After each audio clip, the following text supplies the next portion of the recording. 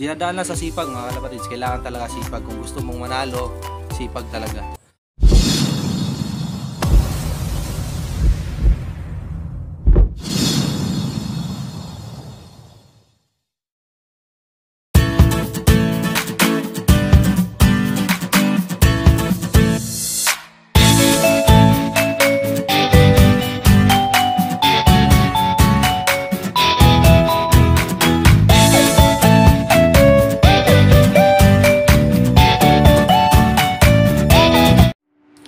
So, pag-usapan natin kung paano mapabilis ang ibon mga kalapatids. Shoutout pala kay Bernard TV mga kalapatids, at siya yung nag-request sa atin kung paano pabilisin yung ibon. Okay mga kalapatids, pag-usapan nga natin yun, no? Kung paano pabilisin yung ibon. At meron akong ibon na hawak mga kalapatids. Ito nga yung nagpapanalo natin sa pooling, no?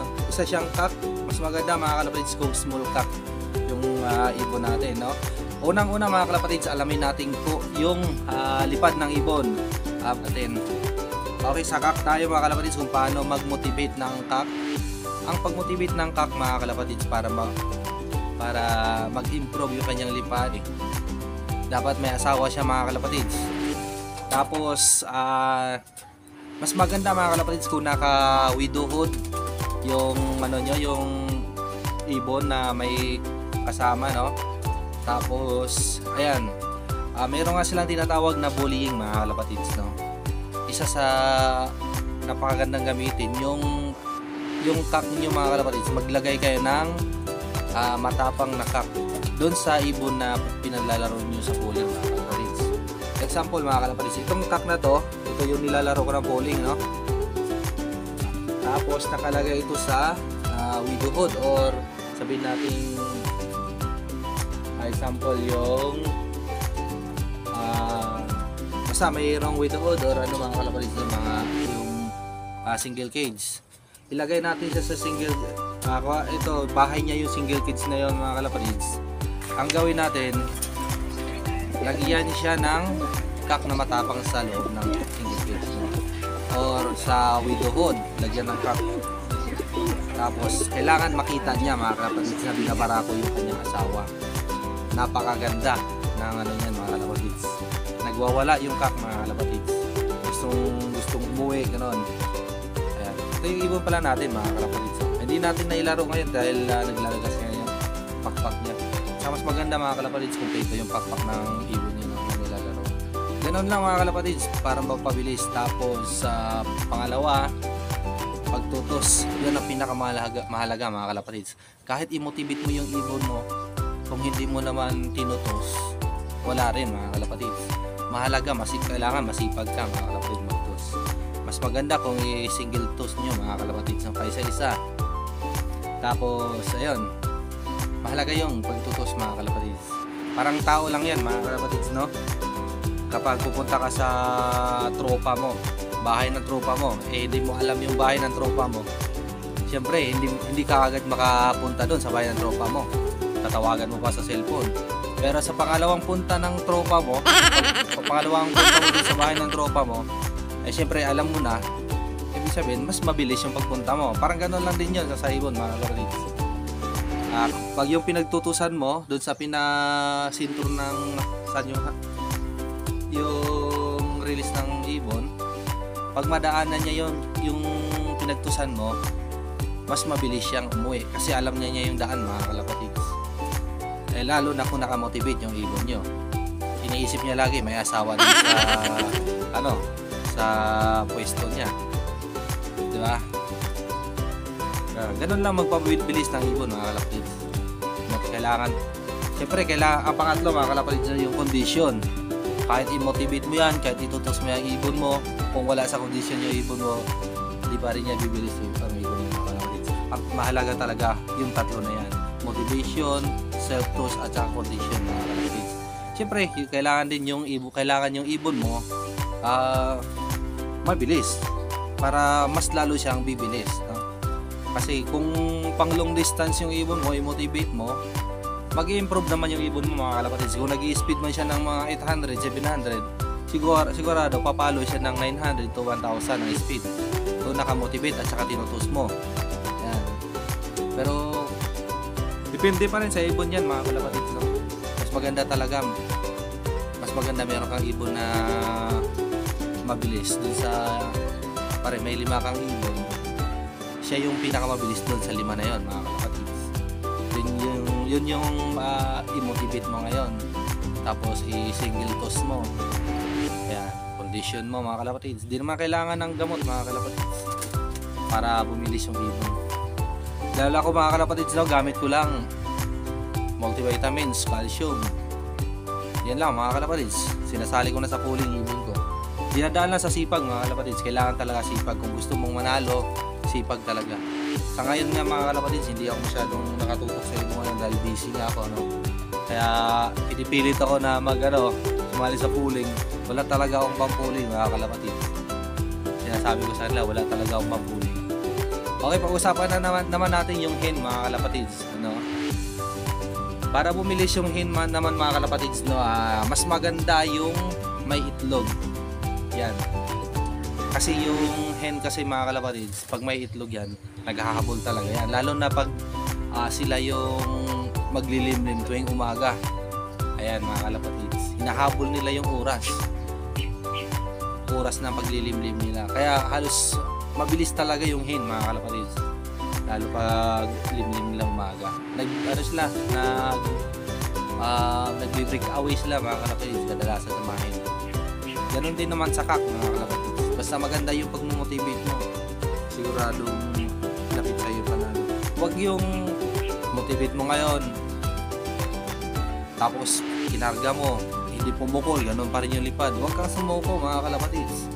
Siyempre kinakapa pa ng ibon yan. Basta tuloy mo yan, tuloy lang yung self toss, single. Mas maganda kung single toss kung sa pampoling mga kalapatids, no? Itong ibon na to, tinaw mo, napakasimple lang na ibon, hindi mo akalain na magpapanalo mga kalapatids. Ito namang ibon na to, nakitaan ko lang siya ng isang beses na umuwi siya ng mga kalapatids, nagsulo. Yung ibang ibang kasamahan niya, baga mga sa overall, no? Sa overall mga kalapatids, Ashmas, wala pa nakapag-uwi, pero siya umuwi siya mga kalapatids. Siya yung kauna-una umuwi. Pero hindi ko pa siya sinasali sa pooling. Nalalaman ko, nakita ko lang sa forecast mga kalapatids, no? Na wala pa nakapag-uwi. Tapos siya nandito na, umuwi na mga kalapatids. Ashmas yun, umispeed pa siya ng 1-2. Tapos yung speedan ng mga ibon no, nasa mga 1,000 lang mga kalapatids. Kaya napakabilis niya. Kaya nasabi ko sa sarili nitong ibon na to, may potential mga kalapatids. Kaya yun, simula nun mga kalapatids, no, tinutukan ko, nagtutos ako. Unang toss ko mga kalapatids, hindi naman kalayawan ako pag magtutos ako, no. Unang toss. Tapos nung pagtoss ko, minotivate ko, binibigyan ko siya ng kasi ito nilipad ko may pares na talaga, no. Kaya ginawa ko doon sa kulungan niya, sa widowhood niya, ayun nga, nilagyan ko ng kak. Gigil ka ngayon yun, gigil to. Kapag pinapakawalan ko sa labas, papasok agad. Kasi gusto niyang bubugin yung nasa loob na kak. Kailangan mas maganda kung yung kak na matapang talaga. Maganda magbarako mga kalapatids. Tapos ayun nga, nakitaan ko nga siya ng nung kinarga ko na siya, sinali ko sa pooling. Unang release, unang motivate sa kanya, unang toss, pag uwi, kulilat mga kalapatids. Kulilat talaga, pero hindi ako sumuko mga kalapatids. Ganun uli, toss uli, motivation, kasi siyempre kailangan ng condition mga kalapatids. Tapos kinarga ko, sinali ko sa pooling, pangalawang pagkakataon, wala pa rin, hindi pa rin siya pumukol, pero nag-improve yung kanyang speed mga kalapatids. Nung pangatlo na, ayun, nadali ko na nung pangatlo. Ganun. Kaya sa susunod, ililipad na natin to sa south mga kalapatids. Nantay ko lang yung pakpak niya, kasi nga yung pakpak niya mga kalapatids, tatlo pa, kailangan pa tatlo. Mas maganda kasi mga kalapatids, hindi sira yung pakpak, lalo na ngayon smash ngayon, no. Kailangan buo yung pakpak, maganda yung pakpak, maganda yung pagka-condition mo. Sana makapagpadulong tayo ngayon mga kalapatids. Maswerte tayo nung nakaraan mga kalapatids dahil nag-complete clacking yung ibon natin. Kailangan din sa sa duluhan mga kalapatids, ang pinakamahalaga sa ibon mga kalapatids, motivation talaga, no? Motivation, condition, may tatlo na yan mga kalapatids, motivation, condition, self-tools. Grabe yan yung pinakamahalaga.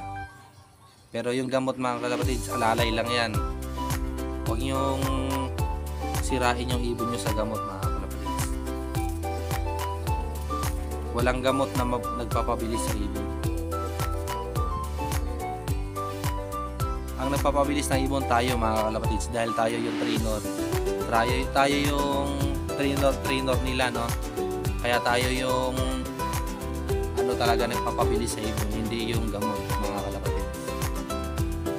Parang lang yan, ang ibon natin kasi mga kalapatids, sila yung atleta, diba? Tayo yung trainer, tayo yung magti-train sa kanila para lumakas yung stamina, lumakas yung kanilang katawan. Ayan, yan yung mahalaga mga kalapatids. Parang yan eh, diba? Parang yung karira yan mga kalapatids. Lalo na ngayon mga kalapatids, no, malapit na ngayong derby, no, sa BBCM. Hindi ko alam kung itutuloy ko yung ibon ko mga kalapatids sa BBCM dahil hindi talaga ako maglilipad ng ibon na kulang yung pakpak mga kalapatids. Papakita ko sa inyo yung ibon mga kalapatids.